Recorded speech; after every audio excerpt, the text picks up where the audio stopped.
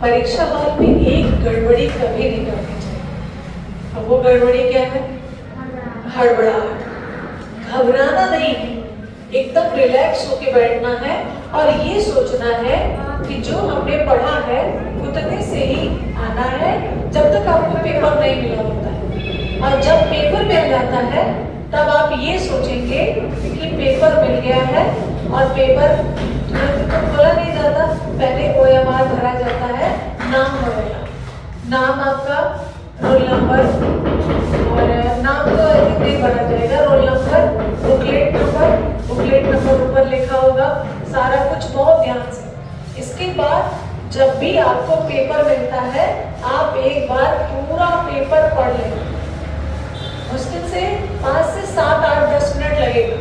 पढ़ लिया, जब दोबारा आप वही पेपर पढ़ते हैं तो वो प्रश्न आपको आसान हो जाता है। अच्छा, हो सकता है वो पेपर आपके अकॉर्डिंग हो और कॉन्फिडेंस बढ़ जाएगा। और कभी भी ध्यान रखिएगा, एक बात मेरी और ये मेरे गुरुजी भी मुझे बताते थे कि जब भी पेपर आप जैसे ए सीरीज मिला, हो सकता है ए सीरीज कठिन हो। अब आप कहेंगे क्या सब सारे सीरीज अलग अलग आएंगे? बिल्कुल अलग अलग आएंगे, लेकिन प्रश्न 125 वही रहेंगे, घुमा फिरा के।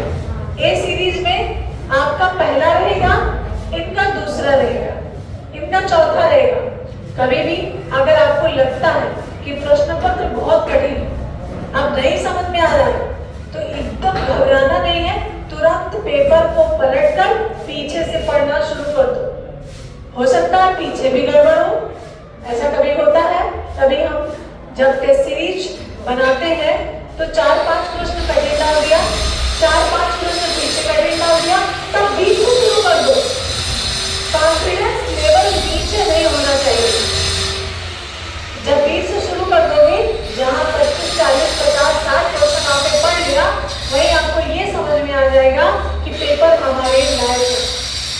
और जैसे ही पेपर हम पढ़ लेते हैं, हमें ये समझ में आ जाता है हमारा सिलेक्शन हो जाएगा। पेपर पूरा एक बार पढ़ते, दोबारा पढ़ते, तुरंत पता चल जाता है। अब पता तो चल गया कि हमारा सिलेक्शन हो रहा है, लेकिन हमें उसमें और धैर्यता बनानी है दोनों कंडीशन में। जैसे एक कहावत है, पूत सपूत तो क्या धन संचय, और पूत कपूत तो क्या धन संचय। दोनों परिस्थितियों में धन को संचना नहीं है। ऐसे आपको भी दोनों परिस्थितियों में विचलित नहीं होना है। अगर प्रश्न पत्र कठिन है तो भी विचलित नहीं होना है, क्योंकि हो सकता है आपने जो प्रश्न पढ़े बस उतने ही कठिन हो, इसके बाद भी सब सरल है और वही घबरा गए। और हो सकता है हमने जो प्रश्न पढ़े वो बहुत इजी है, लेकिन हम ओवर कॉन्फिडेंस में चले गए। दोनों परिस्थितियों में विचलित नहीं होना है और दृढ़ता के साथ बैठ गए। पहलवान कब जीतता है? जब वो दृढ़ हो जाता है, नहीं हमको जीतना ही है, ये पिच हमारे लिए एकदम बढ़िया है, परफेक्ट पिच है। और पिच का पता आपको तभी चलेगा जब एक बार आप प्रश्न पत्र पूरा पढ़ लोगे, तभी पता चलेगा। पढ़ लिया, दूसरी बार पढ़ोगे, अपने आप सब लग